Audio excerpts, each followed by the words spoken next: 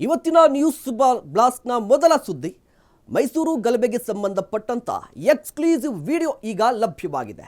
Udayagiri police ಠಾಣೆಯ ಮೇಲೆ ಕಲ್ಲೇಟು ಪ್ರಕರಣಕ್ಕೆ ಸಂಬಂಧಪಟ್ಟಂತೆ ಈಗ ಮೇಜರ್ ಟ್ವಿಸ್ಟ್ ಸಿಕ್ಕಿದೆ. ಈ ಪ್ರಕರಣಕ್ಕೆ ಕಾರಣವಾದ ವಿಡಿಯೋ ಈಗ ನಿಮ್ಮ ಅಶ್ವವೇಗ ನ್ಯೂಸ್ಗೆ ಲಭ್ಯವಾಗಿದೆ. ಗಲಾಟೆಗೆ ಕಾರಣವಾಯಿತಾ ಪ್ರಚೋದನಾತ್ಮಕ ಭಾಷಣ ಅನ್ನುವ ಪ್ರಶ್ನೆ. ಪ್ರಚೋದನಾ ಭಾಷಣ ಮಾಡಿದ್ದ ಮುಸ್ಲಿಂ ಮುಖಂಡ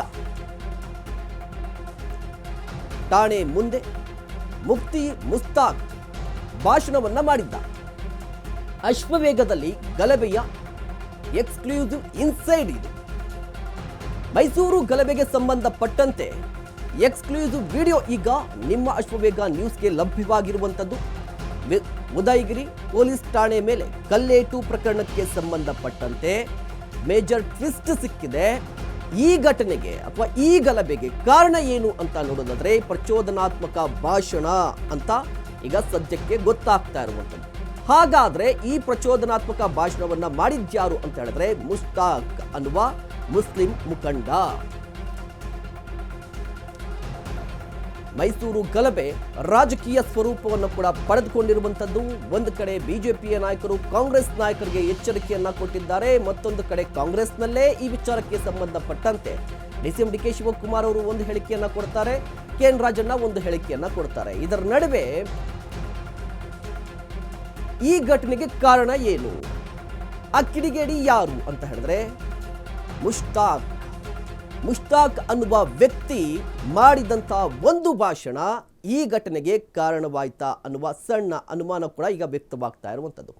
ಹಾಗಾದ್ರೆ ಆ ವಿಡಿಯೋದಲ್ಲಿ ಆತ ಮಾತನಾಡಿದ್ದೇನು, ಏನು ಮಾತನಾಡ್ದ ಅಂತ ಹೇಳಿದ್ರೆ ಧರ್ಮಕ್ಕಾಗಿ ಬದುಕುವ ಮುಸಲ್ಮಾನರು ಇನ್ನೂ ಇದ್ದಾರೆ, ಧರ್ಮಕ್ಕಾಗಿ ಬದುಕುವ ಮುಸಲ್ಮಾನರು ಇನ್ನೂ ಇದ್ದಾರೆ ಅನ್ನುವ ಮಾತನಾಡಿದ್ದ. ಧರ್ಮ ರಕ್ಷಣೆಯ ಬದ್ಧತೆ ನಿನ್ನೆಯೂ ಇತ್ತು, ಇಂದೂ ಇದೆ. ಎಲ್ಲ ಕೂಗಿ ನಾವು ಪ್ರಾಣ ಬೇಕಾದ್ರೂ ಕೊಡುತ್ತೇವೆ. ಬೈಕ್ನಲ್ಲಿ ಪ್ರಚೋದನಾತ್ಮಕ ಭಾಷಣವನ್ನ ಮಾಡಿದ್ದ ಮುಷ್ತಾಕ್ RSS ನಾಯಿ ಸುರೇಶ್ ನನ್ನ ಮಾಲೀಕನಿಗೆ ಬೈದಿದ್ದಾನೆ, ಎಲ್ಲ ಮುಸಲ್ಮಾನರು ಇದಕ್ಕೆ ತಕ್ಕ ಉತ್ತರವನ್ನ ಕೊಡಬೇಕು, ಸುರೇಶ್ ನನ್ನ ಕೂಡಲೇ ಬಂಧಿಸಿ ನೇಣಿಗೆ ಹಾಕಿ,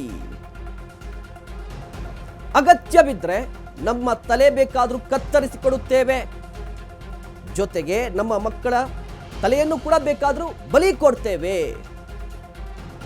ಮುಖ್ಯವಾಗಿ ಈ ಮುಷ್ತಾಕ್ ಮಾತಾಡಿದ್ದೇನಪ್ಪ ಅಂತ ಹೇಳಿದ್ರೆ ಈ ಧರ್ಮಕ್ಕಾಗಿ ಬದುಕುವ ಮುಸಲ್ಮಾನರು ಇನ್ನೂ ಇದ್ದಾರೆ ಅಂತ ಹೇಳಿ ಒಂದು ರೀತಿಯಾಗಿ ಪ್ರಚೋದನಾತ್ಮಕ ಹೇಳಿಕೆಯನ್ನ ಕೊಟ್ಟಿದ್ದು.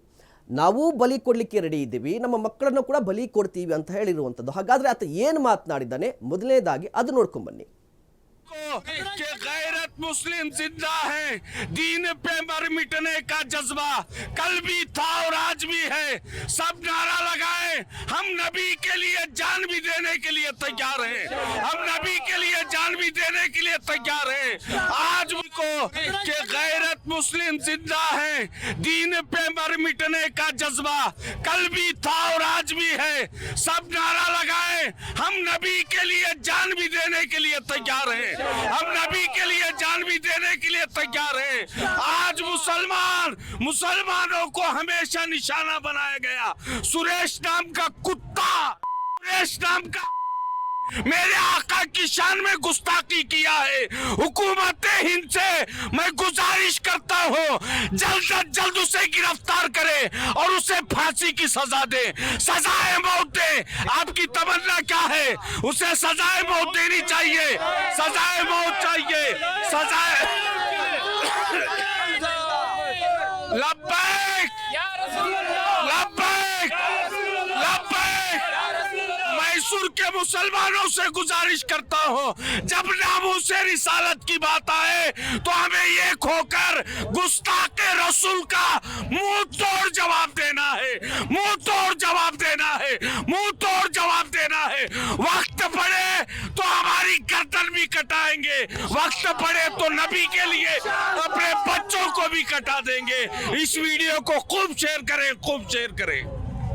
को कि गैरत मुस्लिम जिंदा है, दीन पे मर मिटने का जज्बा कल भी